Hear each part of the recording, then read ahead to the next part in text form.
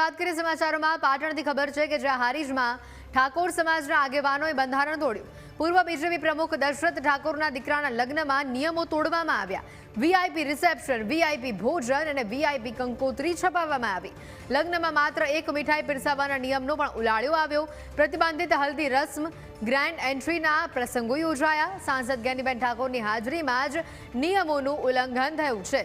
નિયમો તોડાતા સોશિયલ મીડિયામાં post war શરૂ થઈ છે. ગબ્બરના ભાઈ અર્જુન ઠાકોરે કહ્યું કે શું ઠાકોર સમાજનું બંધારણ તે માત્ર ગરીબો માટે છે?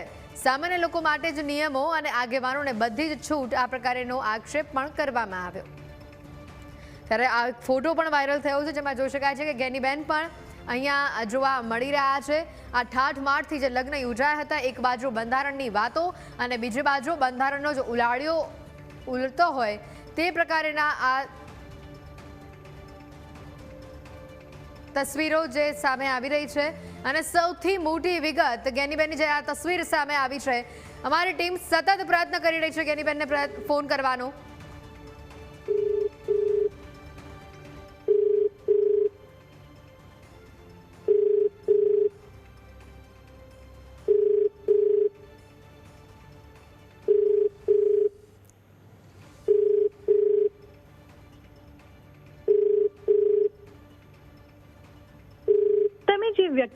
અને આપ જે રીતે સાંભળી રહ્યા છો કે સતત ફોન કરવાનો અમે પ્રયત્ન કરી રહ્યા છીએ, પરંતુ તેઓ ફોન નથી ઉપાડી રહ્યા. તે હવે મીડિયાથી બચવા માંગતા હોય તેવો ઘાટ ઘડાવ છે. સતત અમે ફોન કરી રહ્યા છે તેઓને, ફરી એકવાર ફોન લગાવીએ તેઓને અને જોઈએ તેઓ ફોન ઉપાડી રહ્યા છે કે નહીં. સાંભળી જ રહ્યા છો આપ, બેકગ્રાઉન્ડમાં આપનો અવાજ આવી રહ્યો હશે કે સતત તેઓને સંપર્ક કરવાનો, ફોન કરવાનો પ્રયત્ન કરી રહ્યા છે. એક બાજુ જ્ઞાનીબેન દ્વારા જ મંચ ઉપરથી આ મામલે વાત કરવામાં આવી હતી કે આ બંધારણનું કડકપણે અમલ થવું જોઈએ.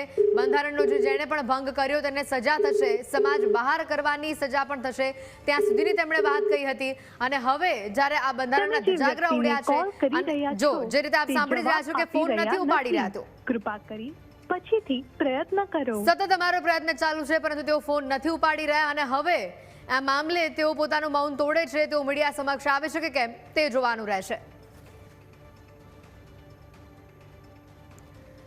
ત્યારે પાટણથી આ તસવીરો સામે આવી છે અને જોઈ શકાય છે કે લગ્નમાં મહેમાનો પણ ઘણા જ બધા છે. એટલે તમામ નિયમો, મીઠાઈનો નિયમ હોય, ગ્રાન્ડ એન્ટ્રીનો નિયમ હોય, હલ્દી રસ્મ હોય, બધા જ નિયમોનો ભંગ.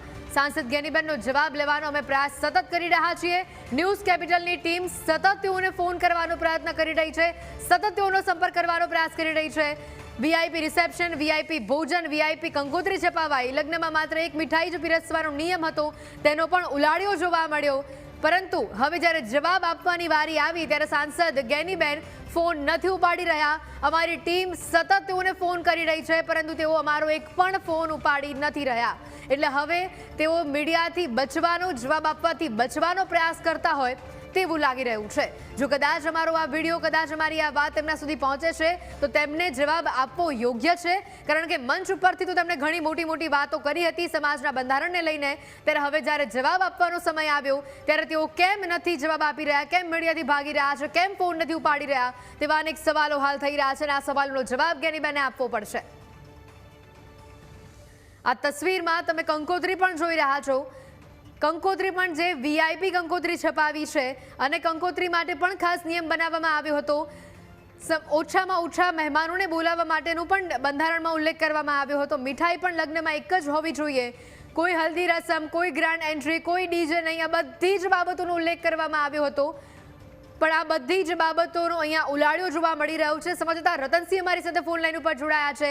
રતનસિંહ, એક બાજુ જ્ઞાનીબેને મંચ ઉપરથી જ હુંકાર કર્યો હતો કે બંધારણ બધાએ માનવું પડશે, અને જે લગ્નમાં બંધારણના નિયમોનું પાલન નથી થયું એ જ લગ્નમાં જ્ઞાનીબેને હાજરી આપી અને તેમના મોઢા પર સ્મિત પણ જોવા મળ્યું.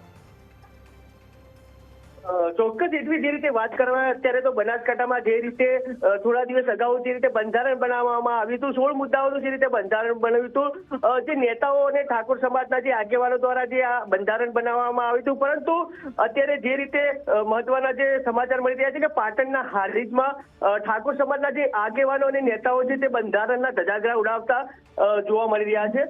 એટલે કે બંધારણ બનાવવાની ઉપસ્થિતિમાં જે બંધારણનું અત્યારે ઉલ્લંઘન થઈ રહ્યું છે. સાંસદ જે જ્ઞાનીબેન ઠાકોર છે તે ખુદ પણ આ જે વીઆઈપી લગ્નમાં જઈને હાજરી આપી છે. સાથે ચંદનજી ઠાકોર પણ જોવા મળી રહ્યા છે.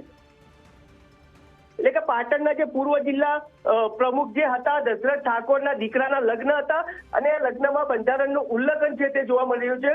બંધારણમાં ઉલ્લેખ કરવામાં આવ્યો હતો કે લગ્નમાં એક મીઠાઈ જેવી વસ્તુ રાખવાની હતી, પરંતુ 52 જાતના જે પકવાન રાખવામાં આવ્યા હતા તેને લઈને અત્યારે ઠાકોર સમાજમાં પણ ચર્ચાનો વિષય બન્યો છે.